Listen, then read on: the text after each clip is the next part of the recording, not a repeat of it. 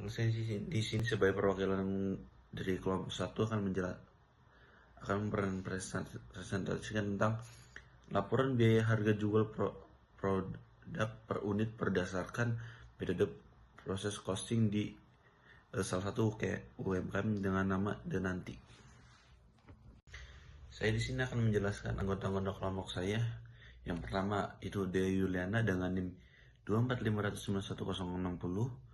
Yang kedua Anggi Rahma dengan NIM 245091061. Yang ketiga Resti Fuji Lestari dengan NIM 245091062. Dan yang keempat Muhammad Ramasatya Imansyah dengan NIM 245091063. Dan yang kelima Rosa Esther MS dengan NIM 245091064. Dan yang keenam Astrea Rustandi 245091065. Dan yang ketujuh saya sendiri Alan Hermawan dengan NIM 245091066. Nah, di sini aku akan ngejelasin tentang latar belakangnya.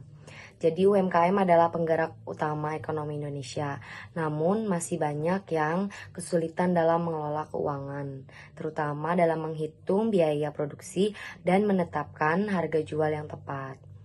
Kesalahan dalam penghitungan ini bisa berdampak pada daya saing dan kelangsungan usaha. Metode proses costing ini menjadi solusi bagi UMKM yang memproduksi barang secara massal dan berkelanjutan. Metode ini menghitung biaya produksi per unit berdasarkan akumulasi biaya tiap proses dalam periode tertentu. Maka penerapan metode ini di UMKM Denanti Unjani diharapkan dapat meningkatkan akurasi penghitungan biaya, efisiensi operasional, dan daya saing produk. Maka metode ini sangat membantu perusahaan dalam mengontrol biaya dan mendukung pengambilan keputusan yang strategis. Nah, selanjutnya itu ada rumusan masalah. Nah, dalam rumusan masalah ini itu ada beberapa pertanyaan. Nah, yang pertama itu, apa konsep dasar proses costing? Lalu yang kedua, apa konsep dasar job order costing? Dan yang terakhir itu ada apa saja yang termasuk ke dalam klasifikasi biaya atas produk Denanti Unjani. Assalamualaikum warahmatullahi wabarakatuh. Baik, di sini saya akan menjelaskan tentang konsep dasar proses costing. Proses costing adalah suatu metode yang mampu mengidentifikasi beragam biaya spesifik yang terdapat di dalam komponen biaya produksi untuk setiap proses pengelolaan bahan baku menjadi suatu produk matang. Dengan nilai proses costing yang sudah diketahui, maka pihak perusahaan akan lebih mudah dalam mengambil keputusan. Baik, ini untuk tahapan pada proses costing. Ada 5 poin. Yang pertama, menganalisis persediaan dan juga arus biaya persediaan. Yang kedua, konversi biaya persediaan atau mengubah setiap persediaan dalam proses pada akhir periode akuntansi menjadi satu unit yang sama. Yang ketiga, menghitung total biaya. Jumlah ini lalu diterapkan antara persediaan yang sudah selesai dan persediaan yang tersisa dalam proses. Biaya produksi tidak langsung dan langsung ini mencakup biaya persediaan pada proses awal dan juga yang sudah dijumlahkan selama periode tersebut berlangsung. Yang keempat, menghitung biaya per unit. Termasuk di dalamnya unit yang sudah selesai dan setara dengan unit yang sudah selesai pada akhir periode akuntansi berjalan. Yang kelima, mengalokasikan jumlah yang sesuai pada jumlah produksi yang sudah selesai, serta pada persediaan yang dianggap masih dalam proses pada akhir periode akuntansi. Terima kasih. Landasan proses costing adalah membantu menganalisis biaya operasional, landasan dalam pengambilan keputusan, mengukur kinerja keuangan, membantu perencanaan, dan mengalokasikan keuangan. Selanjutnya, konsep dasar job order costing. Job order costing adalah sistem akumulasi biaya berdasarkan pesanan atau pekerjaan spesifik dengan pemisahan biaya yang teliti. Setiap pekerjaan inti dari job order costing sendiri adalah biaya yang dikumpulkan berdasarkan pekerjaan yang terpisah dan berbeda sesuai pesanan. Setiap pekerjaan atau pesanan dipisah secara cermat agar biaya tiap pekerjaan tidak tercampur dengan pekerjaan lain. Cocok untuk industri manufaktur yang diproduksi barang berdasarkan pesanan khusus, bukan diproduksi massal. Di sini saya akan menjelaskan tentang klasifikasi biaya atas produksi di nanti. Nah, saya juga akan menjelaskan tentang perhitungan biaya bahan baku. Dengan bahan baku langsung ayam dengan kebutuhan 15 per hari dengan satuan kilo dengan harga 30.000, kita akumulasikan per bulan yaitu dengan 15 kilo per hari, jadi dengan harga 13.500.000 per bulan. Terus yang kedua, beras. Kita butuh kebutuhan per hari 7 kilo dengan harga 12.000, dengan akumulasi per bulan berarti menjadi 2.520.000. Cabai dengan kebutuhan produk per hari 2 kilo dengan harga 30, kita akumulasikan per bulan yaitu dengan harga Rp 1.800.000. Terus juga tahu dengan kebutuhan 100 per pieces per hari dengan harga 500 perak, maka kita akumulasikan per bulan dengan harga Rp 1.500.000. Terus ada tempe juga dengan kebutuhan produk 10 papan per hari dengan harga 6.000, kita akumulasi per bulan berarti jadi 1.800.000. Lalapan.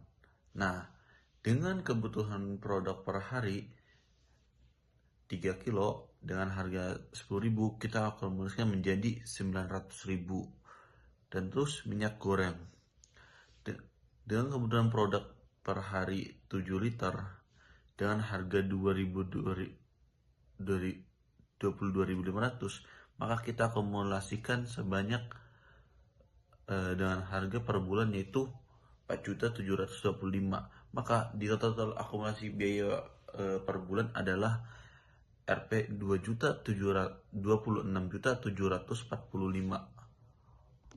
Nah, di sini juga saya akan menjelaskan tentang perhitungan biaya tenaga kerja, yaitu untuk jenis biaya tenaga kerja itu hanya ada satu jenis, itu tenaga kerja dengan kebutuhan produksi 100 per hari.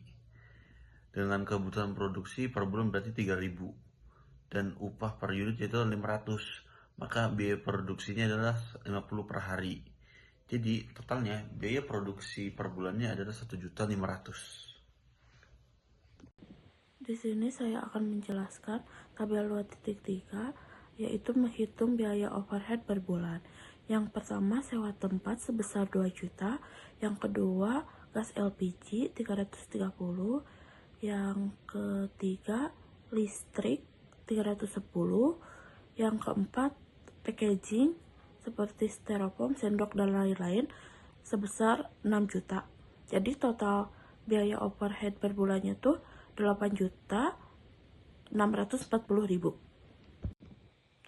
Selanjutnya tabel 2.4 yaitu menghitung harga pokok penjualan per bulan. Yang pertama, biaya bahan baku sebesar 26.754.000. Yang kedua, biaya overhead pabrik sebesar 8.640.000. Yang ketiga, biaya tenaga kerja langsung sebesar 1.500.000. Jadi total HPP-nya tuh 36.885.000 dan HPP per unitnya tuh 12.295. Laba rugi penjualan totalnya 51.000, HPP totalnya 36.885. Laba bersihnya jumlahnya 14.115. Di sini saya akan menjelaskan alur proses produksi yang dimulai dari GBB, gudang bahan baku sebesar 4.320 kg yang masuk ke departemen produksi. Setelah proses produksi, produk yang dihasilkan dan siap ditransfer ke GPJ atau gudang produk jadi sebesar 2.592 kg. Kemudian di sini ada rincian biaya produksi. Ada BBB, BTK, dan BOP. BBB sebesar 26.745.000 dan BTK sebesar 1.500.000. Kemudian BOP sebesar 8.640.000. Kemudian ada PDP, produk dalam proses. Produk dalam proses ini dimuat dari selisih GBB dan GPJ, hasilnya 1.728 kg. Kemudian ada TP atau tingkat penyelesaian. Untuk TP atau tingkat penyelesaian itu adalah BTK ditambah BOP per total biaya produksi dikali 100%. Jadi 1.500.000 ditambah 8.640.000 per 36.885.000 dikali 100%, yaitu menghasilkan 27,49. Kemudian pada slide ini sudah ada gambar tabel dari perhitungan proses costing. Ada elemen biaya, biaya produksi, dan ekuivalensi. Kemudian yang terakhir ada harga. Elemen biayanya BBB, BTK, dan BOP. Ekuivalensi ini tuh menunjukkan jumlah suatu ekuivalen yang digunakan sebagai dasar pembagian biaya. Nah, untuk BBB, seluruh bahan baku ini tuh dianggap masuk di awal proses, sehingga jumlah ekuivalensi adalah total bahan yang diproses, yaitu 4.320. Kemudian untuk BTK dan BOP, ekuivalensinya itu dihitung dari produk selesai 2.592 kg ditambah produk dalam proses atau PDP yang disesuaikan dengan tingkat penyelesaian 1.728 kg dikali 27,49. Sehingga total ekuivalensi untuk BTK dan BOP adalah 2.592 ditambah 47,49. Kemudian ada harga. Kolom harga ini dimuat dari biaya produksi dibagi ekuivalensi tadi. Kemudian setelah itu dijumlahkan, jadi totalnya 9.497. Kemudian ada harga pokok yang ditransfer ke GPJ, yaitu 2.592 dikali 9.497. 9.497-nya itu dari total tabel yang tadi, perhitungan proses costing, sehingga dimuatlah 24.616.456. Kemudian ada harga pokok PDP, ada BBB yaitu 1.728 dikali 100% dikali 6.191. 6.191-nya ini dimuat dari tabel perhitungan proses costing yang tadi, yang kolom harga pada elemen biaya. Kemudian untuk BTK 1.728 dikali 72,49 dikali 489. Kemudian harga dari pokok PDP itu semuanya dijumlahkan, ditotalkan, sehingga menghasilkan 12.268.544. Jadi harga pokok yang ditransfer ke GPJ tadi ditambahkan harga total harga pokok PDP, yaitu 24.616.456 ditambah 12.268.544, hasilnya 36.885.000. Jadi, total biaya produksi yang telah dialokasikan adalah 36.885.000. Kemudian biaya ini terdiri dari produk yang telah ditransfer ke GPG sebesar 24.616.456 dan produk dalam prosesnya sebesar 12.268.544. Nah, dengan demikian seluruh biaya produksi telah teralokasikan dengan baik sesuai dengan metode proses costing. Kesimpulan, berdasarkan pembahasan yang telah dilakukan, dapat disimpulkan bahwa metode proses costing sangat tepat diterapkan pada perusahaan atau UKM yang memproduksi barang secara massal dan berkelanjutan dengan produk yang homogen, seperti pada UKM Denanti Unjani. Metode ini memudahkan perusahaan dalam mengakumulasi dan mengalokasikan biaya produksi, bahan baku, tenaga kerja langsung, dan overhead pabrik ke setiap proses produksi, sehingga perhitungan harga pokok produksi per unit menjadi lebih akurat.